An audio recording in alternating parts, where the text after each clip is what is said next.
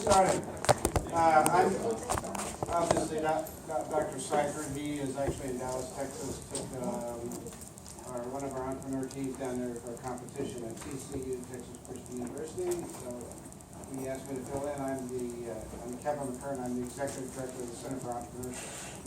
So my assignment, as I understand it, is to talk about corporate governance, board makeup, typical measures of boards, and such like that. So tell me what class, this is management 450 class, right? 490. So what have you all been studying? Hey, have you guys spent much time talking about corporate structures at all, or why we incorporate? What did you guys talk about last class, for instance? I just want to make sure I don't skip over this. Corporate boards. Board directors. What did you say, talk about? Huh? You did, what was that again? Pick out the people that he wants on the board first. Oh, pick out the boards, sorry. Have you all talked about why we have boards and reason for boards and corporations? You just sort of talked about boards. Does anybody own any stock in here? What stocks do you own?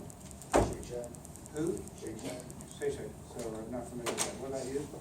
Max Elevator. Max Elevator. Do you get an annual report every year? So you look at it? You don't look at it? Anybody else?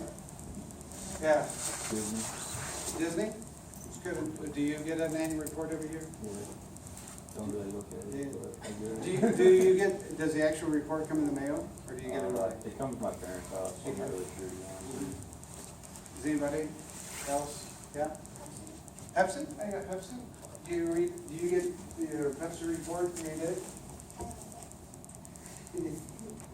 Do you know, so why do you own Pepsi? Well, actually, my grandma bought it for me. Your grandma got it too? Yeah, I have a couple of them. Do you know who the CEO of Pepsi is? So if you haven't read it here, you can read it now. So do me a favor, take on the class. I want you to look at that. I want you to tell me who's on the board. I want you to tell me what they're going to do at the next annual meeting. All right? All right? It's pretty easy. It's in the proxy statement. Anybody else? Yeah? Checkpoint Software Technologies. I'm not familiar with them. They're a cybersecurity company. Oh, okay. How big are they? They're about $16 billion. 60 billion? You get it? All right. Anybody else? Do you get an annual report? I actually recently purchased them a few months ago, so I've not got one yet, but I do follow their annual reports online. Did you? Yeah. By the way, I took a lot of these out of my recycling bin, so if there's a little crap on them, so. Yeah, you had the bank, right? Yeah. This is BBT's proxy report. Do the same thing for me, will you please? And by the end of the class, we'll take a look. Let me see if I got the annual report. Yeah, here's our annual report. That was a big thing. Anybody else want to admit they own stock? All right. So here's what happens. And actually, this is the time of year. By the way, if you want to learn anything, this is the one you buy. And this is the one you read. You know what this is? Berkshire Hathaway. Warren Buffett's company. Every one of these companies here, and I'll pass these around, what you can do is take a look at it, and I really would like at the end of the day, just kind of look and tell me how many people that got on the board. Tell me what that board looks like. You know, how big is it? What is some of the history of it? Because you'll typically find that in the proxy report. So what you get every year is.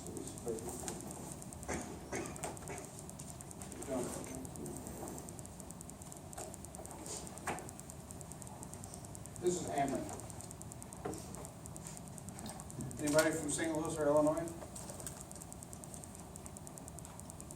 Good? Which part? Right outside Chicago.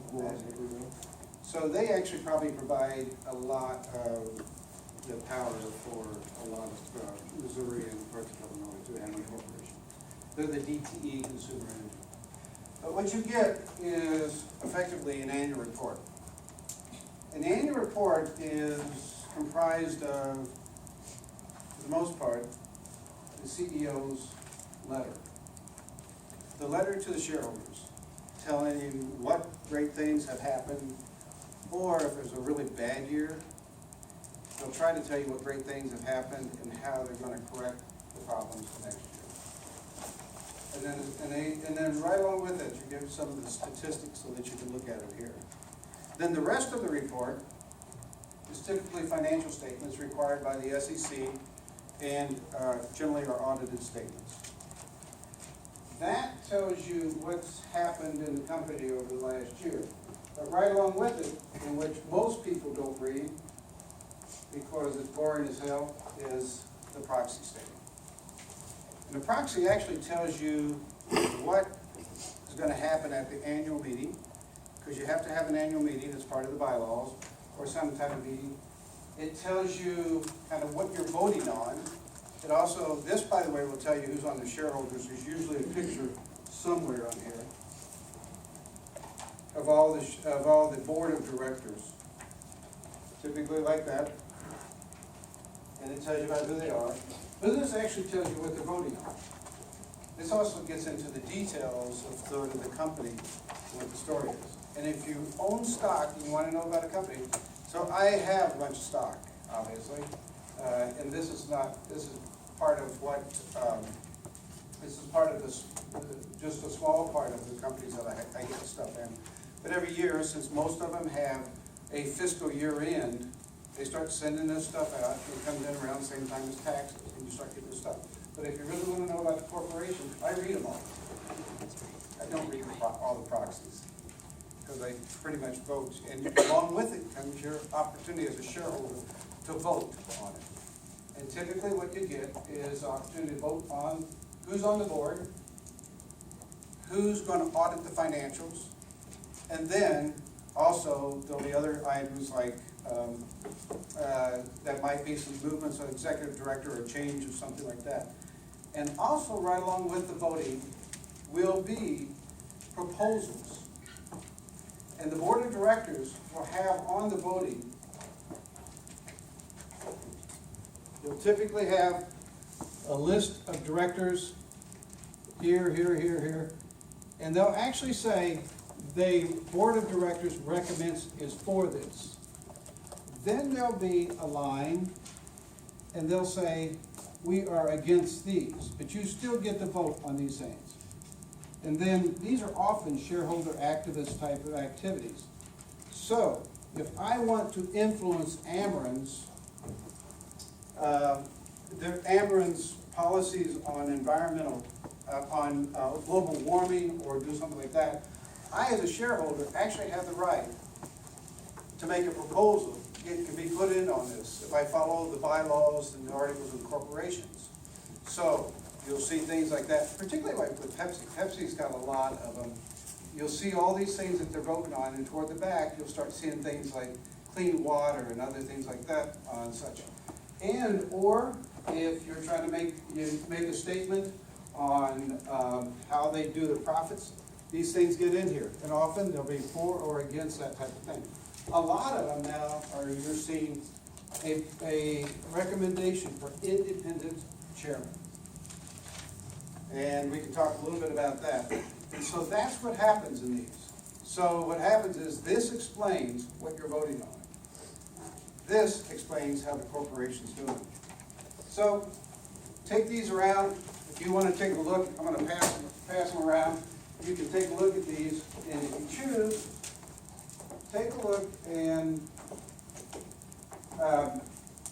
make a decision And let me know about what they're voting on. How many people are on the board of directors? And just kind of get a general sense of it, and we'll talk about it at the end of the class.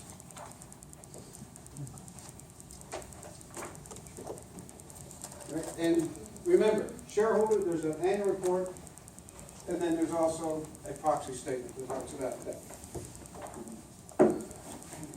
So let's start off with a little bit, and I'm going to show you them. So let's start off a little bit about, have you talked about why we have corporations? So anybody know why the corporate structure is set up? What it does, or the history of it? Safeguard assets. It can safeguard the assets, but actually it comes, the concept of corporate structure actually started off in monasteries. You had to have so that was the first time organizations had a common purpose. And started acting as an organization and a group. And they'd have a common mission, and they had to organize themselves as a body to pursue something and to grow something and have a profitable operation. And so that's actually kind of the origins of the modern corporation. And was actually happened with the monasteries, who had to learn how to get out of a one-on-one trade type of process and learn to operate as an organization or a body. So it's just in modern corporations that start off probably around 1900, 1920, 1930 that we actually started seeing in corporations like we have today, where you have shareholders.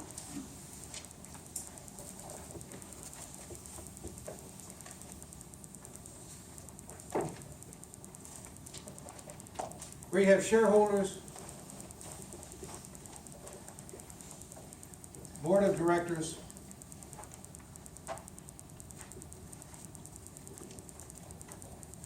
and executives.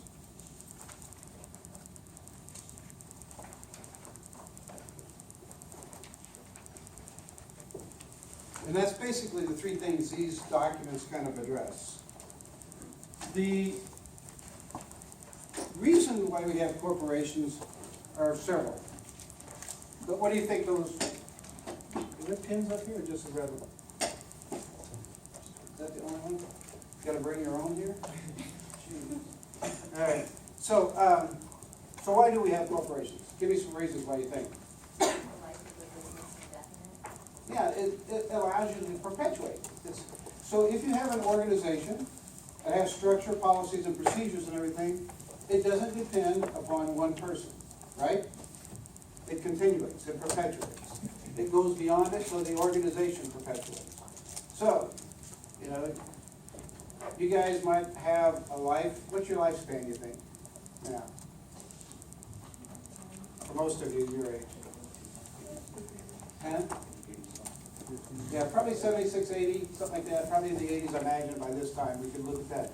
So, most of you guys have died. Your working lifespan is probably in maybe 50s, something like that. Corporations, our oldest corporations in the U.S. now are probably 150 to 200. So they're living through. Executives maybe last, 5 to 10 years in a large corporation. So what it does is it allows you to perpetuate. So that's one of the reasons it does. And what else? What's the other thing it does? Corporations do. There's actually two other reasons, really good reasons. And raising capital is part of it, but you can raise capital. I can raise capital as an individual, and I have, or as a corporation or an LLC. It does give you some legal structure that allows you to easily do that, particularly as a shareholder. But on a broader scale, it allows you as an organization to collectively make decisions, to do things together, to actually pursue a mission or objectives together. It gives you a structure to operate under. If we're all sitting there and we don't have this common organization and there's no rules to follow, you're gonna go do what you wanna do, you're gonna go do what you wanna do, and I'm gonna do what I wanna do. And if we coordinate, we coordinate. But what happens if we have a disagreement? How are we gonna settle that disagreement, right? So it gives you a structure by which you learn to operate collectively and to pursue a common mission and goal, and which is what you always see in these organizations. And then there's another major reason why that you do, that we have corporations, huh? Protect yourself against liability. Exactly, it's a protective structure. A corporation is an entity, right? And whether it's an LLC, an S corporation, a C corporation, which all these are C corporations for the most part, or today we have B corporations, you know, it's an entity. It's just like you, what's your name? Brad. Brett? Brad. Brad, it's just like Brad, but instead of calling it Brad, we call it Pepsi, or we call it Berkshire Hathaway. And if Brad makes a mistake in his corporation, and he really screws up, I don't sue Brad, I sue Brad's corporation. And, you know, and Brad is free from that liability. He might get fired, but, you know, he's free from that liability. As long as it's not fraudulent and criminal. Then you're kind of held like, and the corporation did it. Now, I can sue that corporation, I can sue you, but typically there are documents in here that say, if I sue Brad as an individual, then Brad's corporation is going to protect him and stand behind him. And so it gives you some legal protection around the process. And that's kind of why we have it. So actually the corporate structure, the old corporate structure, like you say, it goes back years ago to medieval times. Modern corporate structures actually started around the 1900 with the Industrial Revolution. You know, actually, just down the street was really this formation of modern corporation with General Motors, where they really started to organize and come together and set structure up and really develop a new modern corporation. So that's kind of the first thing we do that. So the questions become, what is the role of people within it? And so every time you set up a corporation,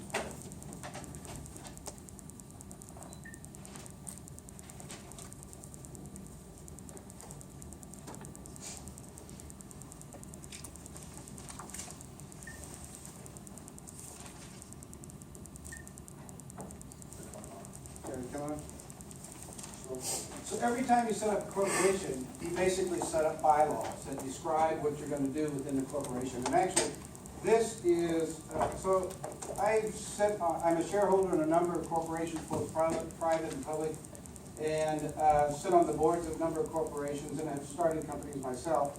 And so you pretty much have to set up these bylaws. And this is the first thing you do. And actually, when you set up a corporation, you have to send bylaws in with it. It's pretty easy. You and I, all of us can sit here right now and set up a corporation and do it through the Secretary of State. But you also have to have bylaws. But the bylaws actually tell you what you have to do together. So if we are trying to set up a corporation here, and what is this class? What is this? 495. So we are going to set up a new corp called 495.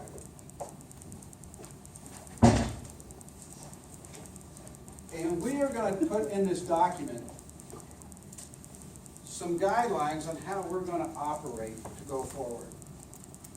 We say, we've got this mission, we're going to do this, eventually we have assets, that's part of it, we have liabilities, we're going to borrow money. You know, we might sell part of our shares in our company to someone else. So we create shareholders and stocks and stuff like that. So if we set this company up, what kind of things would we want to put down in a document to tell us how we're going to operate?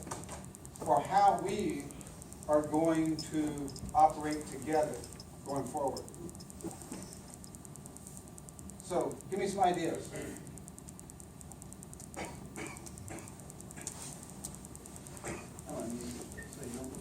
So give me some ideas. What would you want to have in your documents? We're all going to be in Corporation 495. What would you want to know about what you're going to do? How you're going to operate? Maybe like the roles of individuals, how many, specifically what roles? What roles, right, exactly. And who are going to be those roles, right? And perhaps maybe what we call them, titles. What else?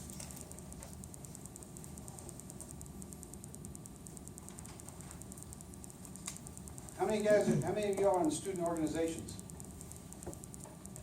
It's not that different. So think about your student organization bylaws. Come on, we'll be a long time in here if we don't do this. Maybe voting structure? Are you the only one that talks in here? Voting structure, exactly. Who has votes? What else? Maybe how executives are compensated. Compensation is considered in there. Typically, that is often, since that changes. And here's why. So this set of rules here, they're not gonna change that much. These pretty much tell us, kind of, they're set there. And in order to change these, we have to go back and get a bunch of votes. So we'll tend to maybe reference that, we won't put a whole lot of details, because you're thinking, I want this document. Are rules of the organization? Huh? Rules of the organization? You'll have some rules in the organization? Yep. What kind of rules would you want to know? If you're trying to say, my corporation, Brad's corporation is going to do this, and you want to put in there, what kind of rules would you want this How thing? many days you could take off during the year? Probably that would not go in there, because again, that's going to change. Days off would probably come on to another thing. And that's also, you're going to change what you're doing.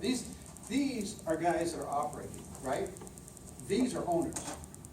These are owners, or these are the people who represent the owners. Yeah. Maybe how you leave the business, like if you wanna sell your shares and you're an owner, how you get out. How you get out, exits and how you get out. How many shareholders you're gonna have? That type of thing. How many you're gonna get out? How much money everybody's gotta put in to get the share, right?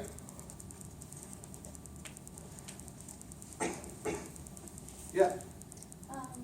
Meeting times, when to hold meetings and. Yep, exactly. How often are you gonna meet? So these proxy statements you got, they're all talk about the annual meeting. Because all these corporations have bylaws which require them to have an annual meeting. What else? But what happens, by the way, if something occurs between an annual meeting? And it needs the shareholders vote to decide what they're gonna do. You have to have rules for what happens on exceptions of annual meetings, right? So how often you're gonna meet? But what if I wanna call a meeting of all the shareholders and it's not time for the annual meeting? So how to call a how to call the meeting is part of it.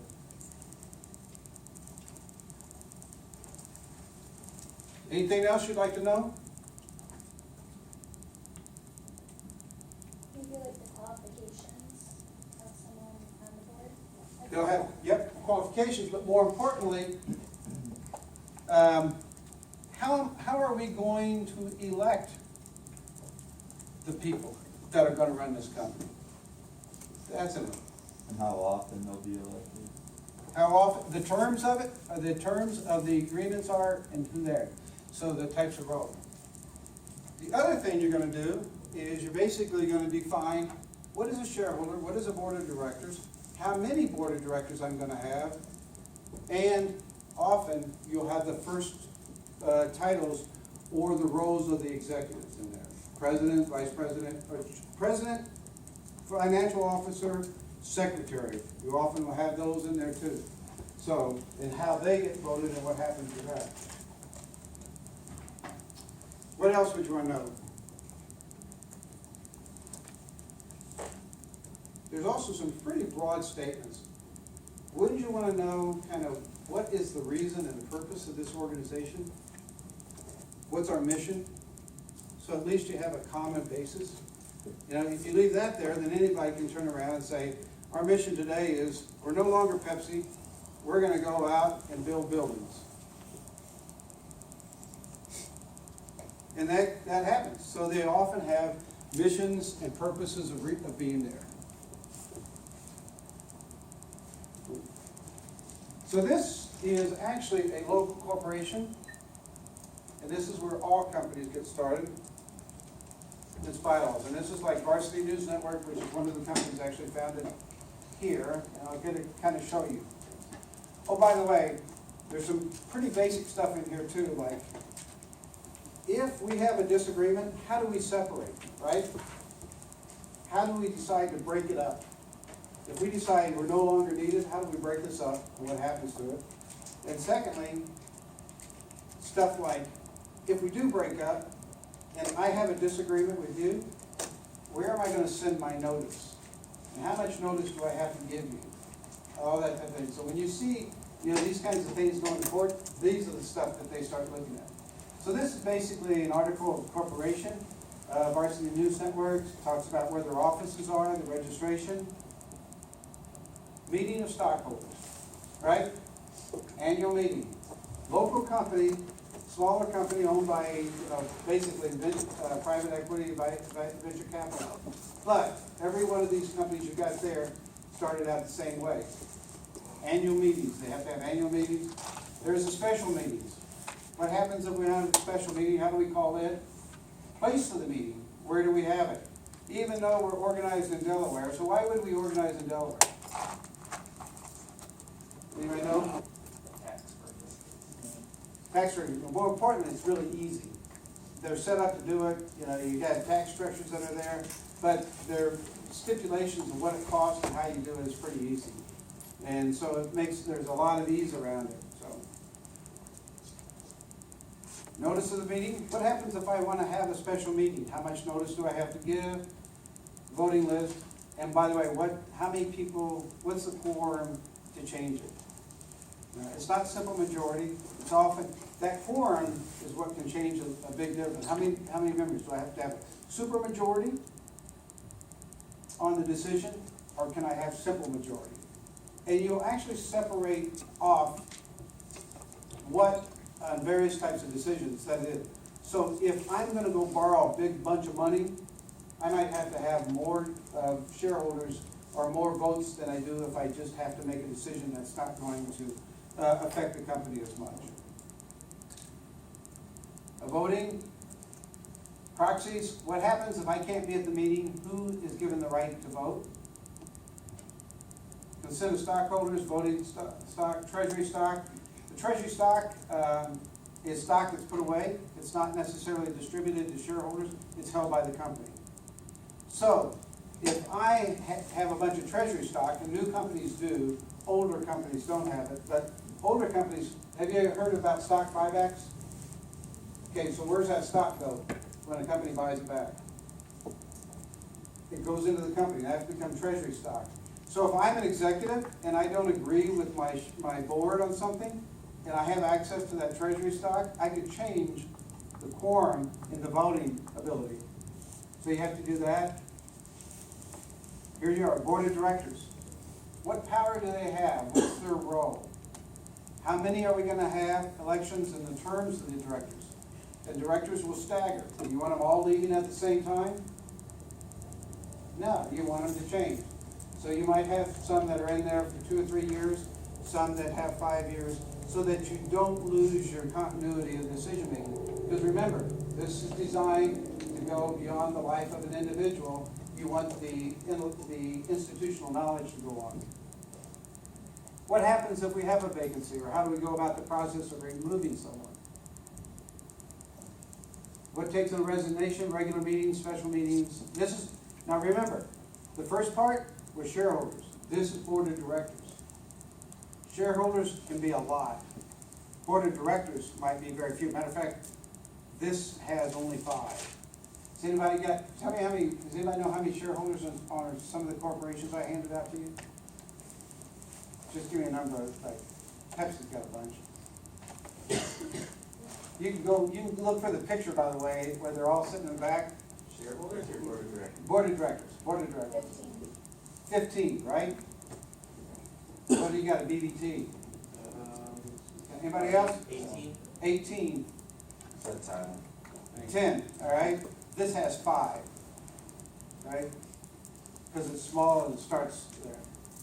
We'll talk a little bit about why that. You guys go to what, 5? 15, go with 5. Communications, actions without meaning. So shareholders, board of directors, then you have committees. What committees are you gonna have? And by the way, what committees, if you are having an organization, what committees, you're really gonna focus on something, right? And you want, the board of directors act, and they meet maybe, on a quarterly basis, but you really want the board of directors to pay attention to certain things that are more important than others. So what of those things would you like them to really spend some time on? Give me some ideas what you think it would be. And you mentioned one, by the way, already. So I have special committees. I want to focus my board of directors to look at certain things. Give me an idea what you think you really want to look at. Audit committee, Huh? audit committee. Audit. Most of them have an audit committee. And what's the audit committee's responsibility? They talk to the auditor and deal with any problems and make sure the audit goes smooth. Right. Because if you didn't have an audit committee, it would be the executive, right? With the accountant looking at the numbers. The audit committee sort of stands above that, representing the board of directors. And you do it because you want them to pay a little bit more attention to that. All right? What other ones? Compensation. Compensation. Generally, there's a compensation board committee too that does the same thing. So compensation, you have the compensation committee works with the executives, reports to a compensation committee, which reports to the board. So anytime you want something special, and then they'll also call special types of committees in order to focus in on something. Okay? If you have, some particular problems, or you might have some public relations things that might have special committees. That's what the board does. The board has the ability to put together these committees. Do it. Let's see, and here we go. So, first we start off shareholders, board of directors. Now we're talking about the officers. Who are the officers of the corporation? What do they do and what authority do they have? And how do you get rid of them? Vacancies, salaries. And here's you're talking about the board of directors' roles, the chairman of the board, vice chairman, president, CEO of the company. You typically will have the VPs or the finance there, secretary, treasurers there. And they all have specific roles, and it defines what they can and cannot do. So if I'm a CEO of a company, or I'm a vice president of a company, and I feel I have more authority or want to exercise more authority, actually you can go to the bylaws and it will determine, what you do. So the other thing I want to be able to do is I want to determine what things have to go to the board. What level of items do I have to go to and how do I go about the process? And this is all about certificate of stocks, how you handle the actual stock transfer. And then you get into the action of what happens if we have a dispute. How do we go about the process of resolving that? If it's a dispute between shareholders or the board of directors, what's our process of doing that and who pays for it? Dividends,